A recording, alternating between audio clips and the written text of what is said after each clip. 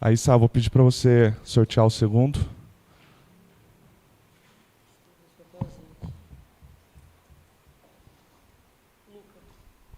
Luca. Obrigado, pessoal.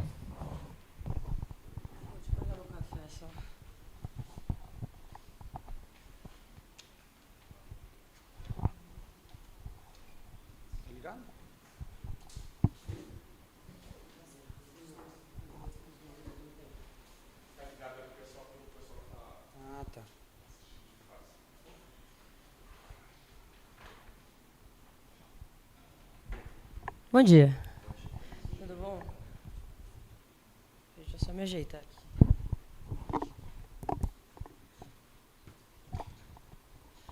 Bom, vamos lá. Capítulo 4, ele fala primeiro balas de revólver, depois balas de canhão, né? Vou começar, não sei se queria começar também.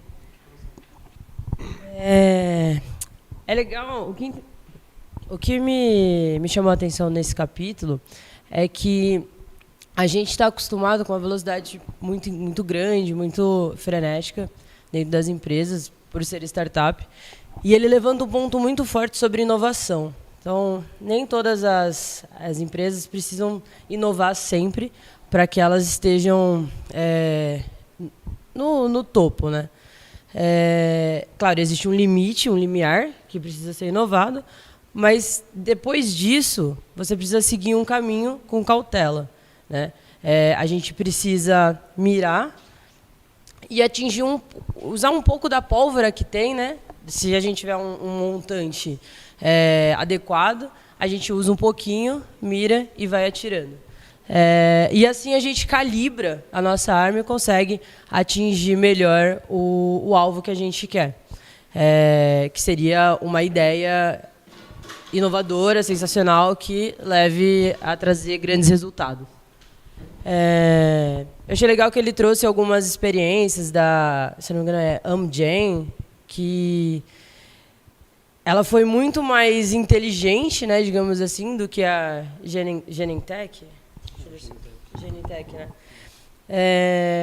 Pelo simples fato de ir testando.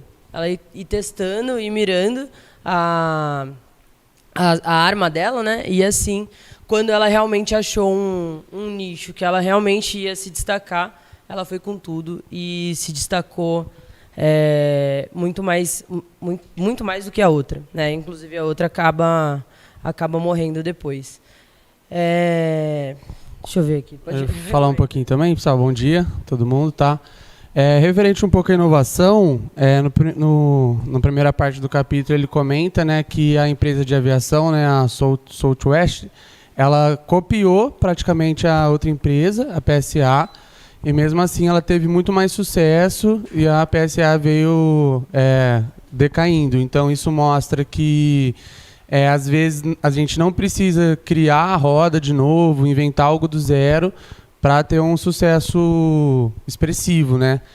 E aí ele fala que tinha brincadeiras durante o voo, achei muito legal isso, que os pilotos falavam, o que faz esse botão, o que faz isso, o que faz aquilo.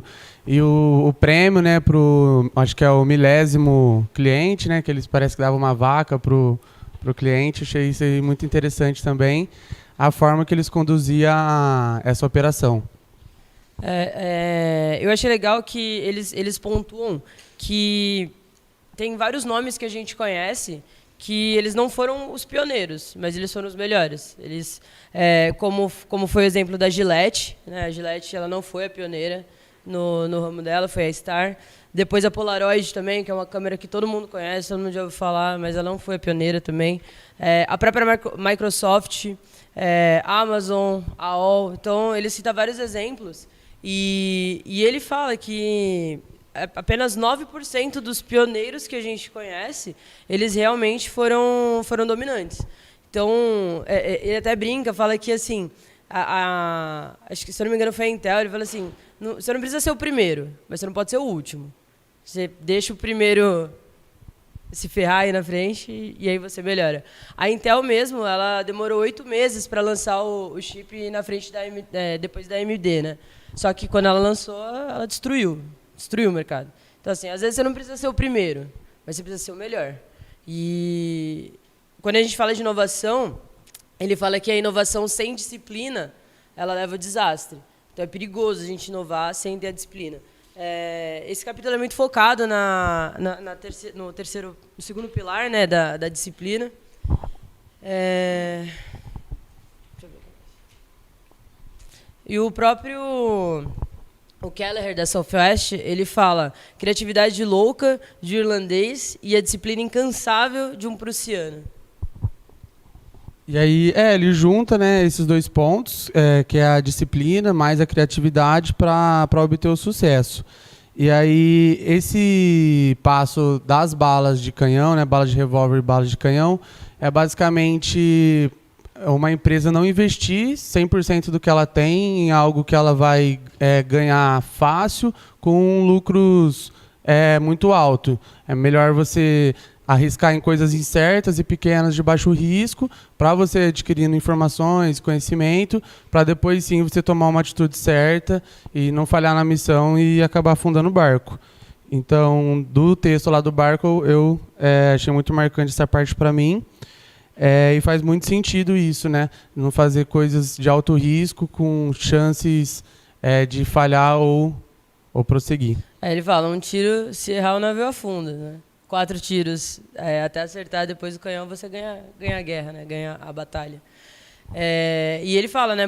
Balas de revólver, ela leva em conta o baixo custo, o baixo risco e o baixo poder de atrair atenção. Então você testa, tentativa, até que você acerta.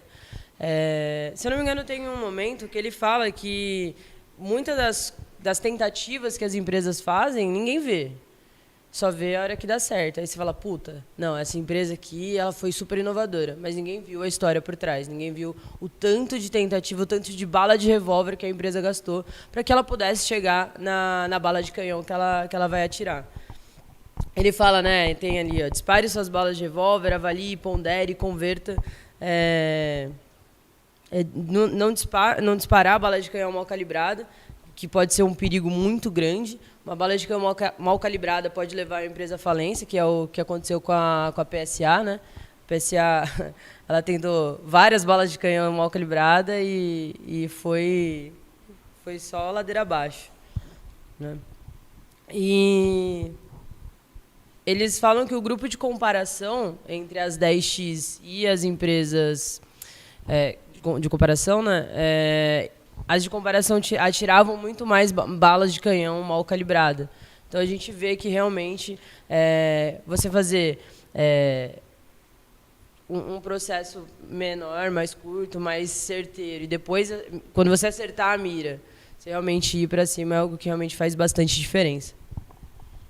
Uma coisa que eu percebi também é que as empresas de comparação, as 10X, né, elas não foram mais inovadoras do que as outras comparadas. Às vezes as empresas que foram comparadas, elas foram mais inovadoras, porém teve o caso da empresa que fez aquisição de uma outra, eu acho que foi a Genentech, que ela comprou uma outra empresa, e aí deu errado, os vendedores foram para a concorrência, e aí ela apostou tudo que ela tinha naquilo e deu errado. Então, ela tentou inovar com essa aquisição, mas acabou afundando no poço. Eu grifei uma frase aqui no texto, que ele fala assim: você aconselharia um amigo ou um parente a ir a Las Vegas e apostar metade do seu patrimônio em uma simples rodada de roleta? Ninguém faria isso. Então, por que você faz isso dentro de uma empresa? Não faz sentido. A gente tem que mirar, Claro, assim, a gente fala Las Vegas, é mais jogos de azar e tudo mais. Mas a gente precisa mirar e ir aos poucos, entender o que está acontecendo. A gente passou por esse processo muito forte dentro do Alfred, entendendo o que está acontecendo e realmente acertar a mira para a gente poder dar a nossa bala de canhão. E aí, referente à bala de revólver, né, tem os 3 pontos, né, os 3 conceitos. O primeiro é que deve ser algo de baixo custo, né? E aí tudo isso vai depender conforme o caixa e o ecossistema da empresa. Às vezes, para uma empresa, por exemplo, 1 milhão pode ser uma bala de revólver, ou tipo 1 bilhão pode ser uma bala de revólver para uma empresa maior. O segundo ponto, né, que a bala de revólver tem que ser de baixo risco, tem que ser algo que não afete muitos, caso dê errado. E o terceiro é um baixo poder de atrair atenção. Então tem que ser algo que desperta pouca atenção da empresa inteira, mas pode despertar muita atenção de um ou outros indivíduos. Ele fala, né, que até os líderes da X, eles também cometem erros. Eles também atiram bala de canhão mal calibrada. Mas eles encaram os erros, vão para cima e aprendem com isso. Só que, quando eles voltam desse perrengue, né, que eles passam, eles aprendem que eles só vão disparar a bala de canhão quando eles já tiver a evidência empírica. Então, eles vão testar, até que realmente eles entendam que faz sentido atirar. Todo mundo toma um capote de vez em quando, mas a gente tem que levantar, aprender e entender que, com evidência, eu particularmente vim da área de exatas, da ciência, acredito muito em dados, acho que aqui a maioria é mais voltado para esse lado também. E a gente só faz as coisas com dados corretos, comprovados. Deu certo, vai dar certo, é isso, beleza, então vamos para cima. Senão, não adianta você ir só numa suposição.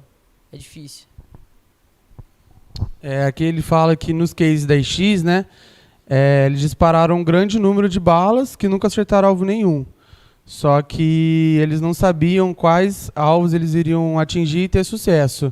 Então, é sempre um ambiente incerto, né? As empresas estavam nos mesmos riscos, no mesmo ambiente, e o que diferenciou uma crescer e a outra não foi a execução dos pilares, né, da disciplina e da criatividade empírica. Alguém quer complementar alguma coisa? Eu queria só finalizar falando um pouco sobre o caso da Apple. O Steve Jobs, quando ele retornou à Apple, ele retornou com balas de revólver e com evidências empíricas. E aí ele conseguiu reerguer uma empresa que estava fadada a morrer. Ele fala aqui que o iPod não foi o revolucionador da Apple, o iPhone e tudo mais. Quem foi o próprio Steve Jobs. Ele era um 10X, né? Quando ele voltou para a Apple, as coisas começaram a caminhar novamente.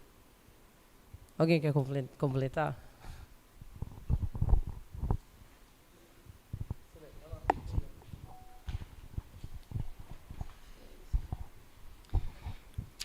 Acho que dentro da leitura do capítulo tiveram 2 pontos que foram de maior destaque assim, para mim. O primeiro ponto foi como, apesar desse ser o capítulo, né, claramente está falando sobre a criatividade empírica, depois a gente ter falado sobre a parte da disciplina, mas chamou a atenção de por que ele está falando primeiro sobre, por que falou primeiro sobre disciplina, para depois falar sobre criatividade empírica, se aqui em criatividade empírica o grande ponto que estava sendo abordado era como que eu acho o projeto para depois exercer minha disciplina, né? Então ele sempre fala primeiro você faz o tiro de revólver para depois você acertar o tiro de canhão e aí sim você usar o que a gente aprendeu no capítulo anterior, né? Mas por que está sendo construído dessa forma? Se primeiro você tem que acertar, eles são gênios incompreendidos, que eles têm uma criatividade louca, que eles conseguem acertar a coisa no futuro. Não, na verdade, alguns desses caras até têm isso, mas os caras de real sucesso, de real destaque, são os caras que conseguiram aliar esse tipo de qualidade a uma disciplina muito estatística, né? Que a gente consegue ver aqui, que eles conseguem realmente provar o que eles estão fazendo. E o outro ponto, só para eu terminar, Progressive, que era aquela empresa de seguros, né, que eles tinham feito 3 exemplos. Primeiro, sobre se eles iam entrar no mercado de caminhões, e daí eles entram e dá errado, aí eles aprendem que não dá para entrar de qualquer jeito. Aí depois sobre o seguro auto convencional, porque antes eles atendiam o seguro auto de pessoas que geralmente o mercado não atendia, né, e daí eles atendem e dá certo, e depois eles vão fazer um estudo sobre casas, se vão entrar no seguro de casas, o estudo indica faça, aí eles fazem um tiro de revólver e não dá certo. E aí eles não vão para cima. E eu acho que a conclusão que tira disso, que é muito interessante, é mesmo você fazendo um estudo interessante, um estudo que aponte que aquilo é promissor, uma análise de dados em cima disso que é relevante, a evidência empírica vale mais do que a análise do estudo de caso. Né? Sim, E eu acho que essa foi uma outra conclusão que, pelo menos na minha interpretação, foi de muito destaque dentro do capítulo. Eu acho que esse capítulo ele traz algumas conclusões como essa, e isso remete muito ao que os cientistas fazem dentro de um laboratório. Você testa e você vai no que vai dando certo. Então, assim, não foi de uma hora para outra que Newton descobriu a gravidade, entendeu? Eles foram testando. E acho que dessa mesma forma, a gente precisa se portar no mundo. Tá aliada à disciplina fanática, né? Era isso.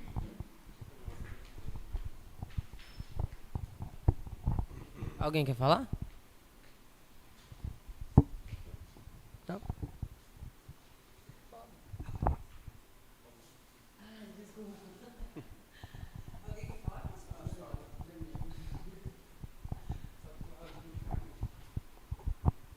Eu queria destacar um ponto sobre a jornada ali da Apple, né? Eu gostei do ponto que eles falaram sobre quando o Steve Jobs voltou, ele também trouxe o Tim Cook, né? Que ele é um especialista mundial na cadeia de fornecimento. Porque, no caso, ele viu que ele precisava de um contraponto a ele, né? Então, dessa forma, ele tendo contraponto, eles cresceram junto e eles até destacou no livro que era um yin yang, né? Que era criatividade e disciplina juntos. Então, eu achei interessante porque, cara, às vezes a gente precisa de uma pessoa, uma palavra do lado para contrapor a gente, para crescer junto, né? É isso. Aqui, ó, falando da aquisição da Biomet, né, versus a Kistner. A Biomet foi fazer a aquisição da nova empresa, da Chic Medical, por um preço superior a 70% do patrimônio líquido total. E aí foi quando a equipe de vendas, né, da Chic Medical migrou quase toda para a concorrência, à medida que a outra empresa fazia aquisições de baixo custo e tinha um patrimônio líquido total mais estável. E aí isso foi gerando mais receita.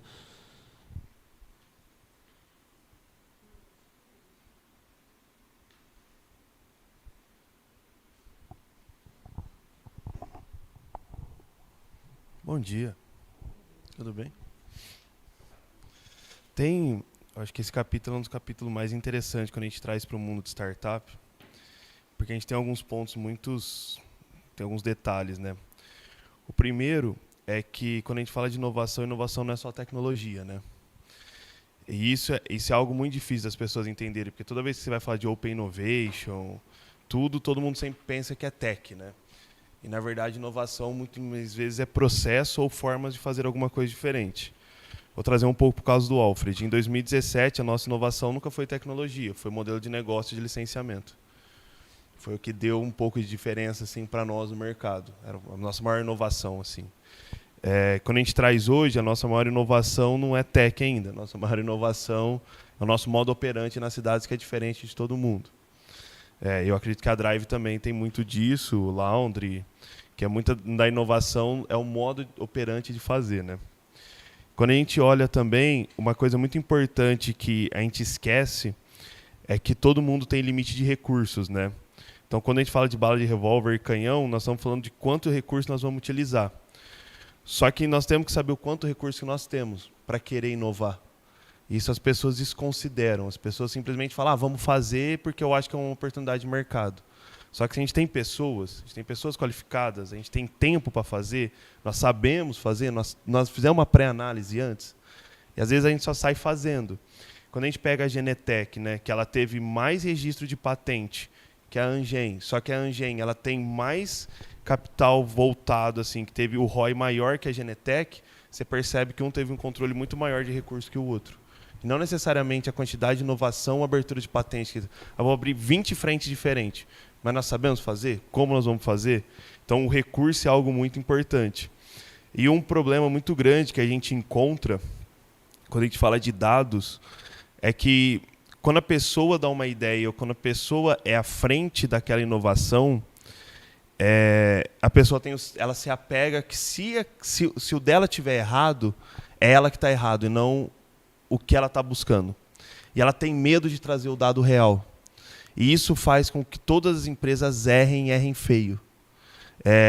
E isso sim acontece muito dentro das empresas, principalmente dentro de startup que é pequena. Que a pessoa, às vezes, ela está numa frente. Vamos pegar a Drive aqui, à frente de financiamento. Ah, não, se eu não trazer o dado certo, porque vão derrubar essa frente e eu que estou tocando essa frente. O próprio Alfred tem isso, que às vezes a gente percebe que as pessoas trazem dado um pouco mascarado para não mostrar que tem erro aqui, vamos corrigir. Vamos trazer o real problema para nós, né? Então, quando a gente coloca dados curados, eu sempre gosto muito de trazer métricas para validação, né?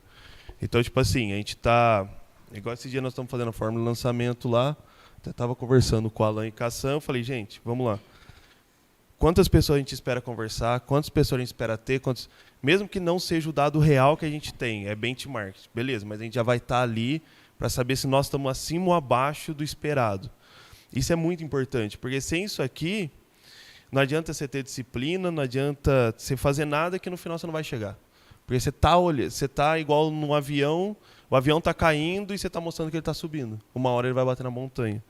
Então, quando a gente mistura tudo isso, a gente vê que esse capítulo inteiro ele explica muito sobre Lean Startup, né? Ele fala muito. Ele explica, se vocês pegarem o conceito de prototipação, MVP e produto, ele explica a questão do shadowing, né? Que ele vai na empresa, olha todos os detalhes. Olha, cara, você faz... Como que você clica nesse botão para o avião subir? Isso é muito importante, porque no final o teu produto tem que estar muito alinhado, o teu processo tem que estar muito alinhado. E já tem gente fazendo, que aí eu volto no recurso. Qual que é o grande problema do First Moving? É o primeiro cara que faz. É o recurso. Porque o cara está gastando muito recurso para ele descobrir um terreno que ninguém sabe. Mas vai chegar uma hora que o recurso dele... Aí o cara tem a mesma quantidade de recurso já andando muito que o cara já fez. Então já passa lá na frente. Então a gente tem que ter muito isso na mente e saber que recurso é tempo, pessoas, dinheiro. E toda vez que a gente for fazer um processo, toda vez que a gente for olhar a inovação, toda vez que a gente for olhar o que nós estamos fazendo, ter esse carinho, esse cuidado. E até o cuidado de falar, não temos como fazer. Eu acho que o não é tão importante quanto sim. Então, assim, resumindo um pouco o que eu escrevi desse capítulo em si, eu acho que é fazer uma inovação consciente com dados e cadência para poder chegar lá. E dados reais. Acho que isso é o mais importante. Mais alguém quer complementar, pessoal? Pessoal, eu achei interessante aqui, falando um pouquinho sobre a Amazon, quando ela começou, que ela começou só com 3 funcionários, né?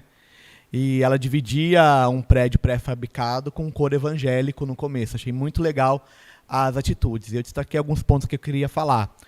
Ela começou com 3 tarefas específicas, que era conseguir profissionais fantásticos, e eu meio que travo isso com fanáticos, porque eles começaram ali do zero, com pouco dinheiro, reunir o máximo de poder de fogo, então o que eles tinham, eles reuniram o máximo ali para concentrar e começar a atirar suas balas, e depois descobrir um caminho para o sucesso, e foi o que eles fizeram.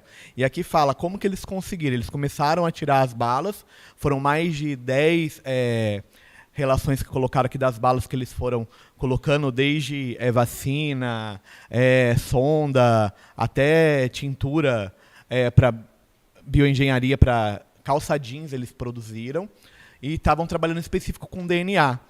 E no final eles conseguiram uma glicoproteína que estimulava a produção de glóbulos vermelhos, juntou toda a pólvora que eles tinham e direcionaram para uma bala de canhão específica ali. Então foi legal, eles foram de pouquinho em pouquinho, grãozinho em grãozinho ali, para chegar nesse ponto e atirar a bala. E foi o primeiro sucesso de bioengenharia da história de venda, de maior vendas. Então isso me trouxe muito conhecimento, e eu vejo um pouquinho isso na nossa empresa aqui. E aqui eu destaquei também que depois de adquirir confiança empírica, com base nas balas lançadas, então ele foi tendo confiança de pouquinho em pouquinho, ele concentrou todo o seu recurso e deu um tiro de canhão certeiro. Já estava hipercalibrado ali. O interessante também, né, que antes dele dar o tiro, né, certeiro, ele fez a pesquisa para ver o tanto de pessoas que tinha essa doença crônica, né, que se eu não me engano era doença renal. E aí eu acho que foram em torno de 200 mil pessoas que tinha isso, e aí estavam precisando, não tinha no mercado, e eles estavam lá com a faca e o queijo e deram o tiro certeiro.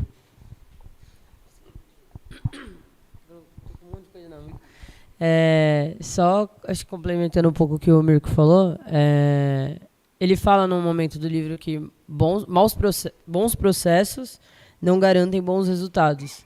E maus processos também não garantem maus resultados. O que significa que você pode dar uma bala de canhão errada e afogar a empresa, né? Então, você pode ter um mau processo e ter sorte, que é o caso de Las Vegas lá. Então, existem bons processos e bons resultados. Geralmente, eles andam juntos, mas é necessário a cautela, né? Cara, eu acho que da minha parte é isso. Alguém mais quer completar? Ninguém quer falar?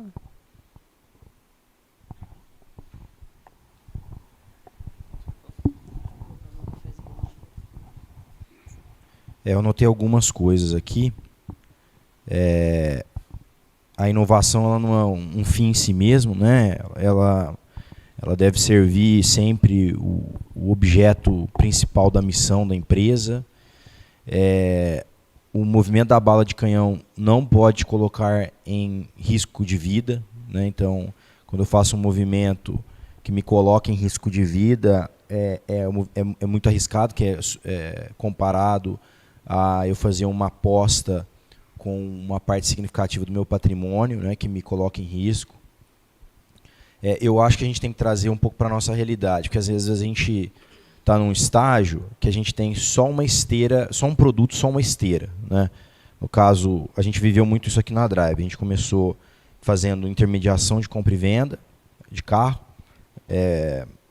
e depois a gente virou uma plataforma multibanco de financiamento, coisas totalmente distintas.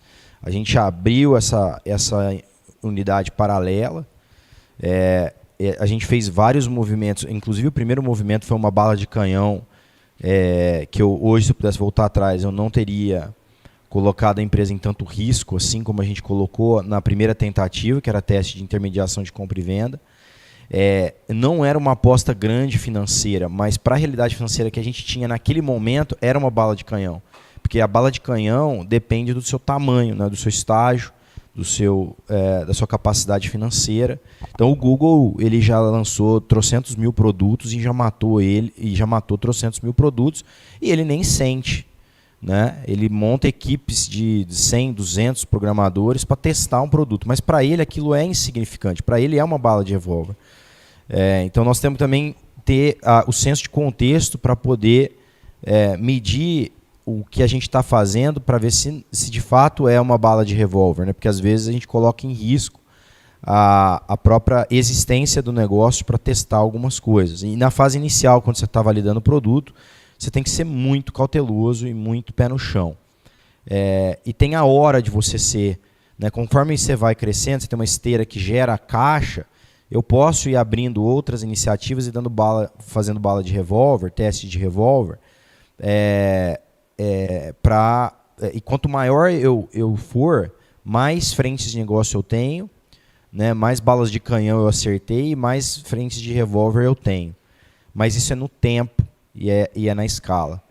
E eu acho que a inovação, o Mirko mencionou, outras pessoas mencionaram, né, até grifei aqui, não é somente novos produtos, tecnologia e descobertas científicas, mas novos modelos, práticas operacionais, forma de se fazer, e às vezes a gente vai fazer testes simples, do tipo, põe um supervisor, vamos testar o Beltrano Fulano como supervisor.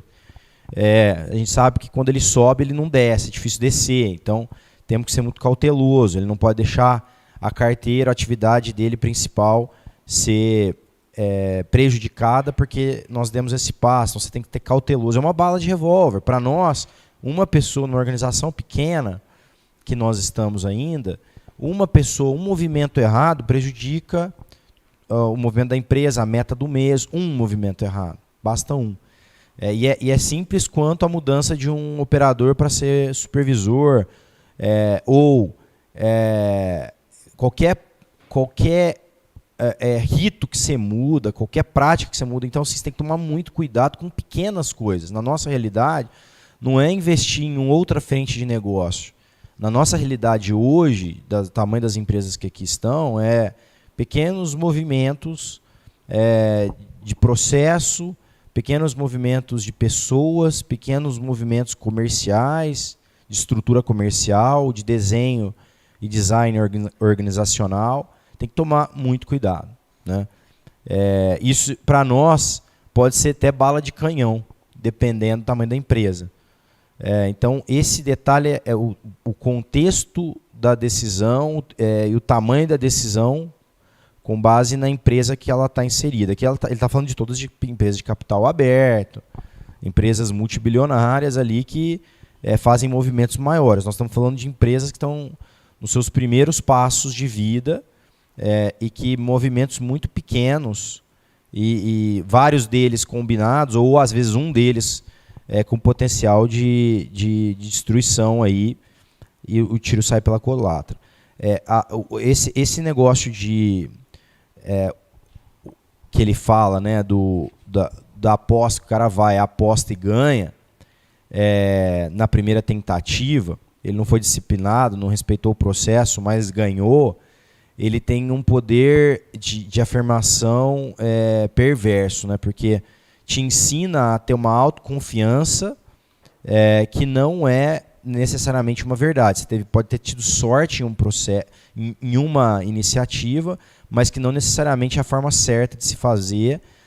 E aí ele cria uma indisciplina na operação em relação a testes, a iniciativas, a pilotos, a produtos novos que precisam ser respeitados. O processo é mais importante, né? Porque você ter um processo validado te dá poder de escala, né? E aí, lá na Intel, ele fala uma coisa aqui que eu achei interessante também, que ele fala que a inovação é igual ao resultado. O resultado é uma combinação de prazo, qualidade e orçamento, né?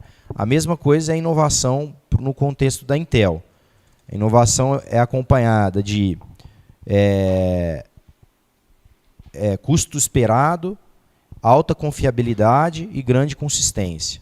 Isso é inovação. A definição de inovação para eles é isso, né? Então, não é só inovar, no custo esperado, com alta confiabilidade e grande consistência. Isso é inovação para eles. Então, não é apenas inovar. Inovar deve ser acompanhado de custo esperado, alta confiabilidade e consistência. E, como o Caio falou ali, né, ele reforça muito a questão da disciplina, né? Porque e aí na Intel eu também gostei que ele falou lá do Mac Intel. Ele está preocupado em inovar, mas depois ser uma máquina de escala, de processo. Porque você vê, interessante, dava para ter mencionado o McDonald's muito bem aqui, né? Porque ele faz um lanche, só que ele fez uma linha de produção, um processo muito claro e definido, uma religião ali, e detalhes de inovação que ele permanece até hoje. Ele não fez muitas inovações a partir dali. O processo é reajustado, os combos do lanche é mais ou menos a mesma coisa, não muda tanto mais, mas é uma fórmula de sucesso. Coca-Cola é a fórmula de sucesso que o cara mantém. Eles tentam novas iniciativas, mas aquilo que eles conquistaram, eles mantêm na esteira e mantêm o negócio crescendo. A Coca-Cola produz Coca-Cola. Ela faz umas incursões, né? Comprou o Guaraná, no Brasil, por exemplo, comprou o Guaraná Jesus lá no Maranhão. Não deu certo.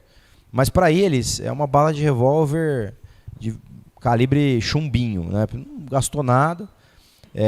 Para outros poderia ser um movimento de morte e de risco. Então, eu acho que reforça um pouco a questão da visão da disciplina, o arroz com feijão bem feito, né? Eu não posso, enquanto não estiver fazendo... A minha inovação ela tem que estar concentrada em entregar o meu produto principal com um nível de excelência máximo, para então eu pensar em dar um passo fora da esteira. Então você percebe que as empresas, né, que foram referenciadas aí como 10 vezes, foram todas elas que não desfocaram da esteira principal, do produto principal, do negócio principal, testaram com responsabilidade sem ofender a operação principal, e só depois de ter tido observado e ter tido a certeza do resultado, elas deram um passo de novo, sem desrespeitar o negócio principal. Eu acho que a gente erra muito, como Seven ainda, as lideranças como um todo, tanto na análise quanto nas observações empíricas. A gente é muito raso em análise, a gente não faz a pergunta da página 2, da 3, da 4, da 5. Então, assim, por que entender a fotografia para a tomada de decisão, né? Eu acho que a gente tem que ser mais... Eu acho que a gente tem que dar um curso para a turma em relação à nossa capacidade de análise para a tomada de decisão. Isso é um pouco também fruto de experiência, mas é um pouco de uma decisão, acho que o Mirko falou isso também, baseada no ego, né? Eu não quero encarar a realidade nua e crua. Inclusive, no livro que a gente poderia ler também da outra oportunidade, que é do Jim Collins também, que é o Good to Great, né? Que é o Empresas Feitas para Vencer. Ele fala sobre encarar a realidade nua e crua, mesmo que ela doa, a gente encarar sempre a realidade nua e crua para a gente tomar as boas decisões, né? Então, nas análises, a gente tem que perseguir essa realidade nua e crua e tentar achar onde está o erro. Então, essa é a primeira parte. As análises não são dispensáveis. Ele até reforça aqui que a análise é importante, a observação empírica é fundamental também. As duas coisas são importantes, né? E o que pode atrapalhar tanto a análise quanto a observação empírica é o ego, né? Ou do líder, ou das pessoas que estão envolvidas, ou por ser incompetente no fazer uma análise, uma observação profunda, ou porque de uma forma obscura eu tento segurar as informações como elas são para defender uma posição, porque eu estou cuidando disso, ou porque eu quero acreditar que isso é uma verdade, mas não é. Então a gente precisa encarar a realidade nua e crua, porque a gente vai economizar muito tempo de vida. Na análise, eu já economizo um piloto, que também é importante. Se eu tiver uma análise muito bem construída e feita, eu evito também a parte do empirismo. Ali na análise eu já corto a possibilidade de ir para o teste para a bala de revólver. Eu não gasto nem a pólvora do revólver, eu economizo ela. E isso é importante. Você vê em todo o processo aqui da incursão lá no Polo Sul, né? O quanto é importante a economia da energia, a economia de pólvora, e fazer análises melhores. Você vê que lá, quando compara os dois lá, o Scott e o outro cara, ele foi muito observador, ele foi muito com a experiência dos outros, ele foi analítico, né? Foi muito analítico, ele não quis, e eu vejo isso no próprio Jim Collins, né? Que o Jim Collins é um cara, ele é tido como o Peter Drucker do século XXI, né? O grande guru da administração de negócios do século XXI, e ele é muito científico na análise, né? Ele observou, fez comparações. Ele fala aqui no começo do capítulo que a expectativa que ele fala? Que você pode não encontrar aquilo que estava procurando. Às vezes você começa a fazer uma análise achando que você vai encontrar determinada... Você está fazendo já enviesado para encontrar determinada afirmação. E se você for sensível, você vê que na análise a informação que você esperava é oposta, por exemplo. E aí? Né? Então, ele mesmo, no processo que ele escreve os livros dele, tanto o Empresas Feitas para Vencer quanto Vencedoras por Opção, ele faz uma análise científica, né,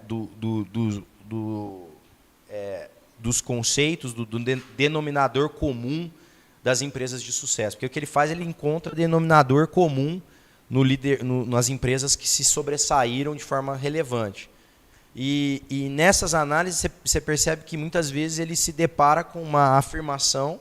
No outro livro ele vai se deparar com o líder sempre fazendo algumas afirmações que ele discordava no início, né? Então é essa capacidade que a gente tem, mesmo contrariado com uma informação que brota ser verdadeira, eu preciso agarrar a verdade e não a falsa ilusão, né? Eu acho que esse é um ponto que tem a ver aqui com o ego. O ego atrapalha muito, né? O ego porque eu achar que eu sou herói, o ego por achar que isso vai dar certo, mesmo os números não mostrando, o ego porque eu não quero ficar de calça riada, porque eu vou pego de surpresa ali, vou receber às vezes um questionamento, por vários motivos. Eu tenho ego e não agarro a verdade. Então, é muito importante a gente agarrar a verdade, que é isso que vai fazer a gente tomar as decisões corretas e ter um caminho de sucesso, né? Nessa hora é preciso ser pessimista, na hora do planejar, na hora de analisar, na hora de... nesse momento a gente precisa ser pessimista. Na hora de ir para a batalha, uma vez que eu esgotei as análises, as observações empíricas, e eu decido, aí eu tenho que ser otimista. Aí eu tenho que ter um dia a dia otimista, né? Com humor, com energia. Mas na hora de analisar, na hora de observar, eu preciso ser desconfiado, pé atrás, pessimista. É a hora de ser pessimista. É a hora de fechar numa sala e ver tudo que pode dar errado. E ouvir as pessoas. Hoje, por exemplo, quando eu vou tomar uma decisão aqui, eu não consigo tomar nenhuma decisão se eu não envolvo a pessoa responsável pela área, se eu não ponho o César e o Pedro na sala, se eu não ouço os caras. Eu aprendi eu notei que eu sou falho quando eu faço tomo uma decisão unilateral, eu erro muito. E quando eu tomo uma decisão com as pessoas corretas, o índice de erro ele despenca. E a gente precisa ser humilde para reconhecer isso. Eu não sou o herói, eu não sou o melhor do mundo, eu preciso das pessoas para tomar uma boa decisão. E isso faz a gente acertar. Imagina quantas decisões nós tomamos por dia. Direita para esquerda, direita para esquerda, direita para esquerda. São dezenas. Cada decisão errada nos leva mais longe do destino final desejado. Então eu preciso tomar muito cuidado para tomar as decisões corretas, né? E aí uma cultura forte, um processo forte, um rito forte garante que suas decisões em escala sejam acertadas, né? Criar ritos salvam você de decisões ruins, né? Ele força você, e muitas vezes hoje eu entendo mais o que é um conselho de administração, o que é um comitê executivo, um comitê, porque isso é importante para a tomada das decisões. Quanto maior a empresa mais a minha decisão tem efeito de cascata.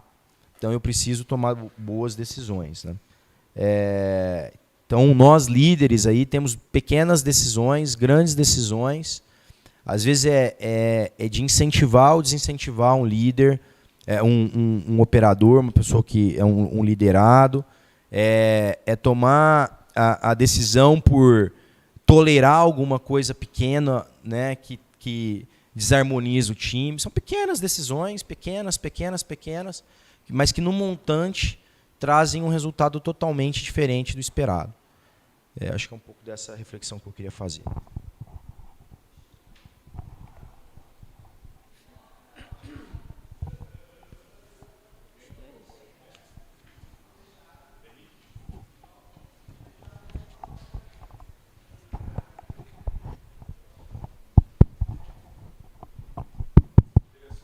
É só assim, só online. Tá bom, tá funcionando.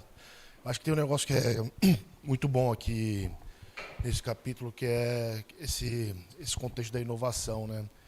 Recentemente, a gente teve, né, uma reunião de conselho com uma das nossas investidas, né, que a gente, falando lá com o responsável pela área de tecnologia, ele falou um negócio que acho que é o mindset que a gente deveria ter, é o que a gente fala, que fala-se bastante aqui, né? Hoje eu só coloco coisas na minha estrela de tecnologia que das duas uma, ou me gera receita, ou que tem sinergia com o maior processo estratégico que a empresa vem tendo.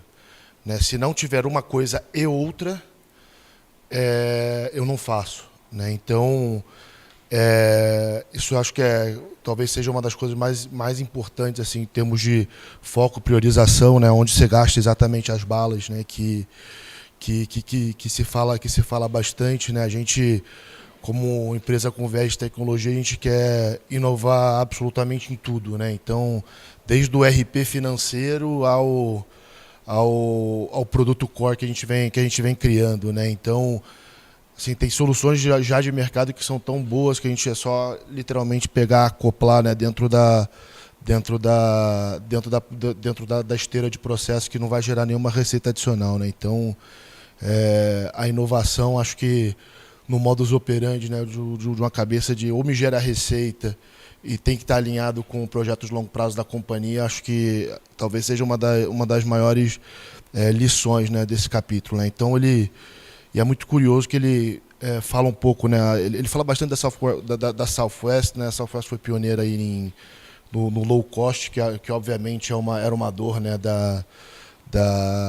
do mercado de aviação, né, mas eu gosto de trazer sempre para o contexto brasileiro, né, assim, a gente tem uma empresa muito grande que inovou. Eu sou apaixonado por estudar aviação comercial, né, que é a Azul, né, que não é o que foi um pouco na contramão, né, desse tipo de caminho, né, e a grande estratégia dela foi voar em rotas que não são convencionais e trazer um preço maior e fazer um atendimento melhor para o cliente. Né? Então, no final, né, a inovação é entender onde é que está a dor do cliente, né, e atacar essa dor como se fosse a coisa mais importante da sua empresa, porque de fato né, o cliente é a grande razão. Né? Eu também tive o privilégio de trabalhar numa das empresas adquirentes, né, que destruíram um pouco essa competição entre Redcar e Cielo, e lá atrás a gente tinha muita discussão do onde é que é o principal, onde é que eu gasto minha bala de canhão, né, em fazer a transação ser processada num milissegundo a menos, ou em atender bem o cliente, né? Obviamente, depois que depois que ela virou um mastodonte, obviamente essa complexidade aumenta, né? Mas é onde você de fato inova para trazer alguma mudança competitiva para o seu cliente final. Acho que esse é o grande recado, né? E onde é que você inova exatamente para trazer uma maior receita para a companhia e atacar a principal razão da sua companhia, que é o cliente.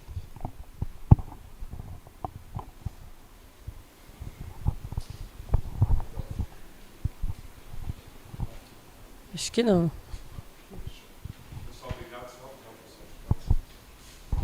Obrigado pela participação de todos. Esse conteúdo, ele já até o final do dia, ele está disponível na trilha Seven Stars. Então, caso algum de nós queira passar isso para o time, está disponível lá. Obrigado.